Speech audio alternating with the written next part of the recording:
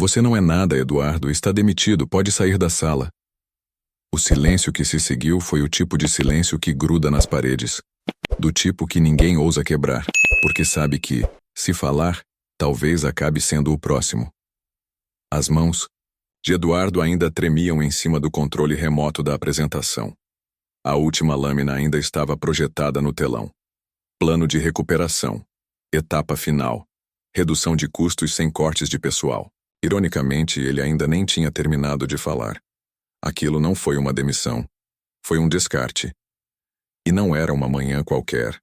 Era a apresentação final de um plano de reestruturação que Eduardo havia passado meses desenvolvendo. Dias, virando noites, madrugadas coladas na tela, finais de semana sacrificados. Ele acreditava de verdade que estava ajudando a salvar aquela empresa, que seria visto, que talvez aquela fosse a chance de finalmente ser promovido. Mas o que aconteceu ali foi outra coisa. O que aconteceu ali tinha sido preparado. Alguns minutos antes do golpe, tudo parecia seguir como esperado. Os diretores estavam sentados, os supervisores alinhados. O clima era tenso, sim, mas não havia nenhum sinal do que viria. Eduardo havia começado a falar com firmeza, mostrando dados, projeções, análises. Era nítido. Ele conhecia mais da estrutura interna do que muitos dos chefes que estavam ali. Inclusive, o próprio Cláudio, o CEO, que durante boa parte da apresentação sequer olhou em sua direção, ficou mexendo no celular. Até que, sem mais nem menos, o interrompeu. E a frase veio como uma lâmina. Você não é nada, Eduardo. Está demitido. O chão parecia ter desaparecido. Alguns colegas arregalaram os olhos. Outros abaixaram a cabeça. Teve um que segurou o riso, como se já soubesse. Como se estivesse esperando por aquele espetáculo sujo. Mas por quê? Por que Eduardo foi tratado como lixo? E logo por Cláudio, a quem ele havia defendido inúmeras vezes dentro e fora da empresa? Será que ele errou em alguma coisa? Ou teria algo maior por trás? Uma armação? A resposta estava num e-mail que Eduardo jamais deveria ter visto, mas que por ironia do destino acabou caindo na sua caixa de entrada algumas horas antes da reunião. Um e-mail que mencionava seu nome e a palavra obstáculo. E o que ele fez depois da demissão? Ninguém esperava. Nem os diretores, nem os funcionários. Muito menos Cláudio. Aquela manhã foi o início do fim de uma farsa. E da virada mais inacreditável da vida de Eduardo. Agora me diz. Você já foi descartado por alguém que fingia te valorizar? Já sentiu que te usaram até sugar tudo, e depois te jogaram fora como se fosse lixo? Comenta aqui embaixo de qual cidade você está assistindo, deixa seu like e se inscreve no canal, porque a história de hoje é daquelas que te faz duvidar de quem realmente está do seu lado e do que acontece quando um homem honesto é empurrado até o limite. A caixa de papelão com seus pertences não pesava tanto quanto o que Eduardo carregava nos ombros. Um mouse, uma caneca com o logo da empresa, 2 agendas e um bilhete rabiscado pela filha com a frase: "Papai é meu herói". Aquilo foi o que ele tirou da mesa depois de 7 anos dedicados àquela empresa. 7 anos de noites viradas, projetos que salvavam prazos impossíveis e metas batidas com o próprio suor. Agora ele descia as escadas sem ser notado. Nenhum olhar, nenhum adeus. Como se nunca tivesse existido ali. Mas a pergunta que martelava sua mente não era: por que me demitiram? E sim, por que me demitiram justamente hoje?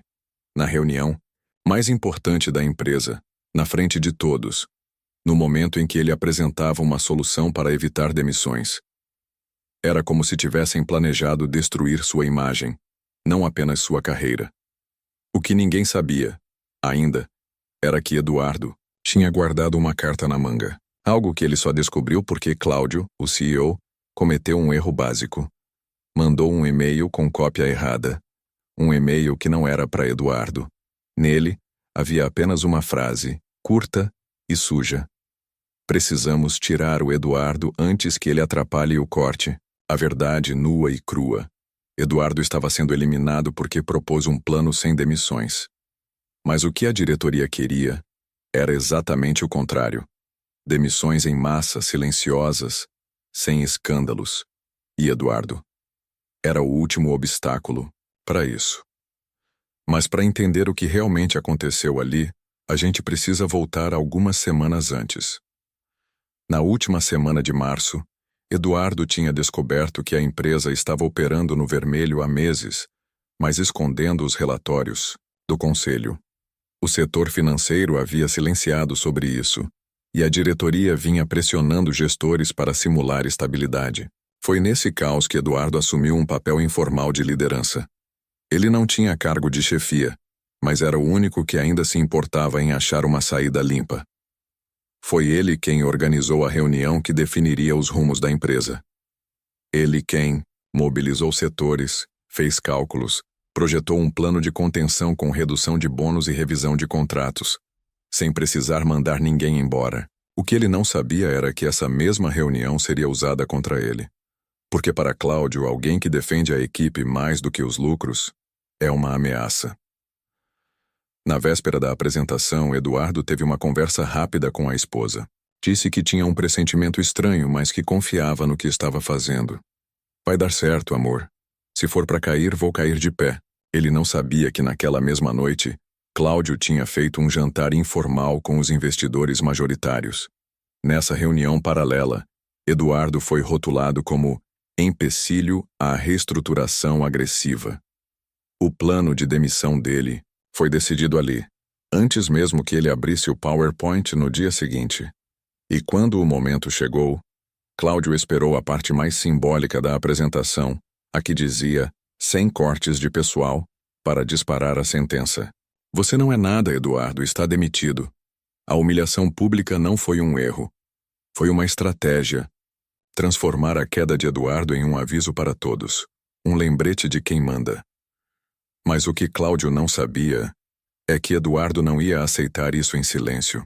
Ele tinha provas, datas, relatórios e um contato dentro da imprensa que estava apenas esperando a palavra certa para acender o pavio. E quando esse pavio foi aceso, tudo começou a desmoronar. Eduardo não foi para casa direto naquele dia. Ele andou, sem rumo, sem saber o que fazer com a raiva engasgada no peito. A humilhação ainda ecoava na cabeça. A sala em silêncio, o projetor ligado, sua voz cortada no meio da frase, e a porta se fechando atrás dele como um túmulo.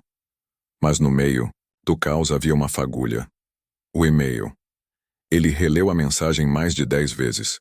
A frase antes que ele atrapalhe o corte, latejava. E não foi só isso. Havia anexos.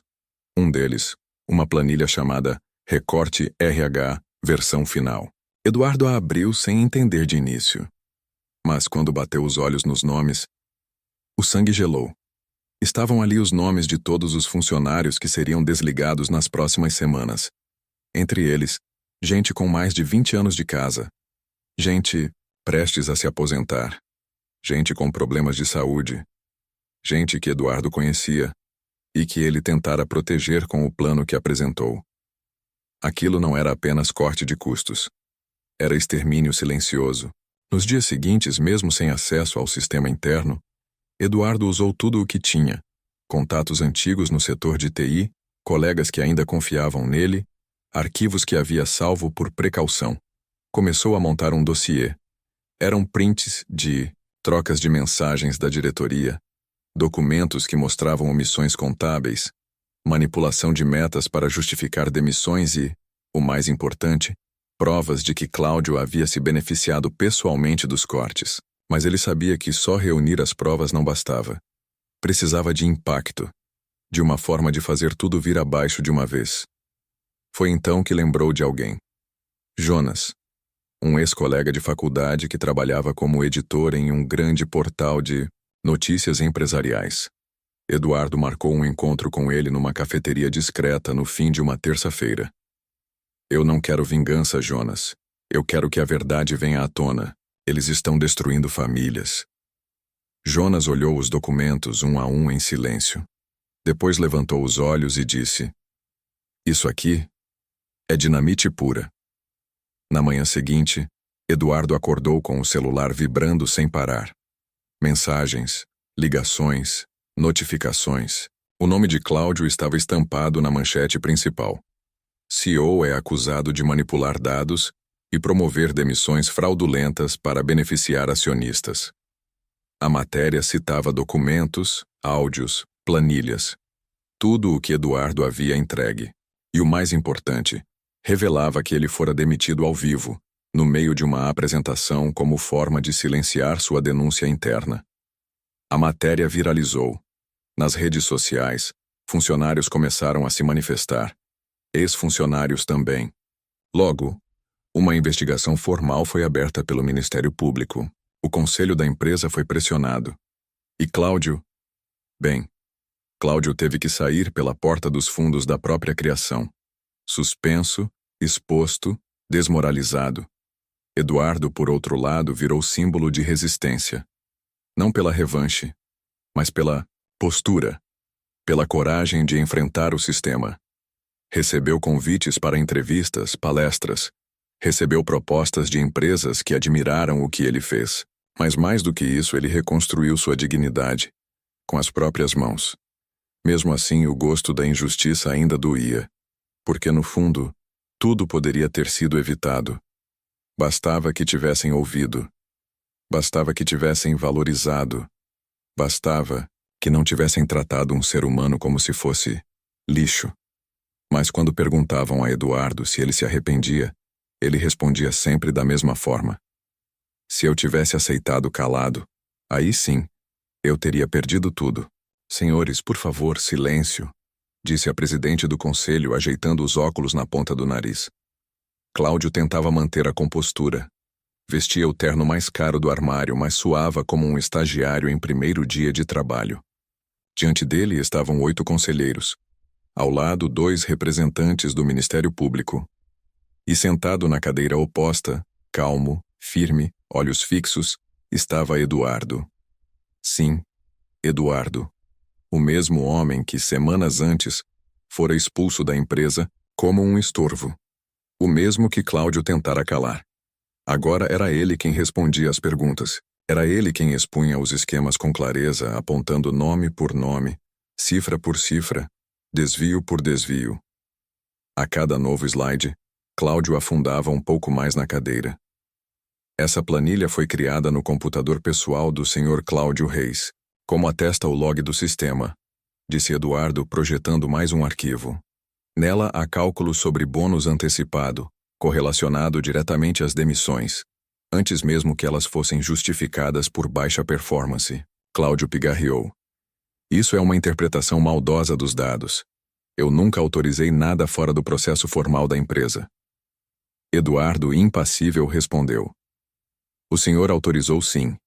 Está aqui, nesse e-mail enviado dia 3 de agosto, 19h43, direto da sua conta corporativa. Assunto: finalizar as demissões antes da apresentação do Eduardo. A frase está grifada. A sala silenciou. Um conselheiro que até então observava quieto, se inclinou à frente. Cláudio.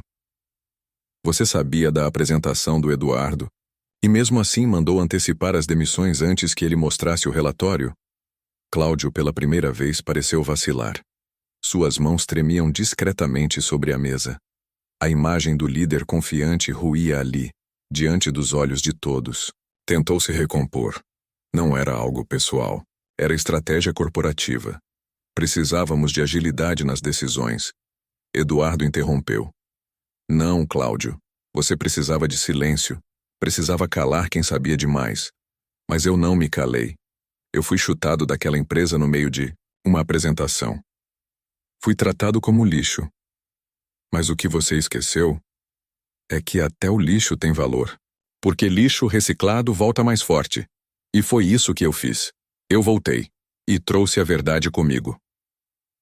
A presidente do conselho, visivelmente desconfortável, limpou os óculos e olhou ao redor. Agradecemos ao Sr. Eduardo pelo detalhamento.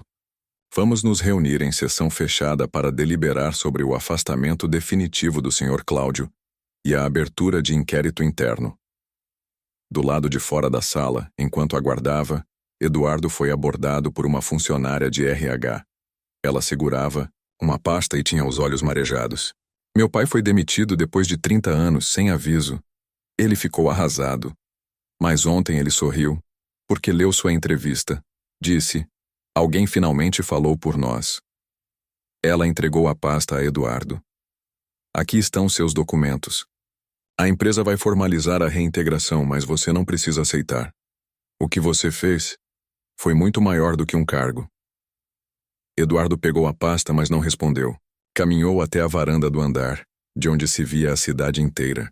Os prédios, o caos, os sonhos partidos e reconstruídos. Lá de cima, lembrou do dia em que foi jogado no chão da própria dignidade. E agora, estava ali.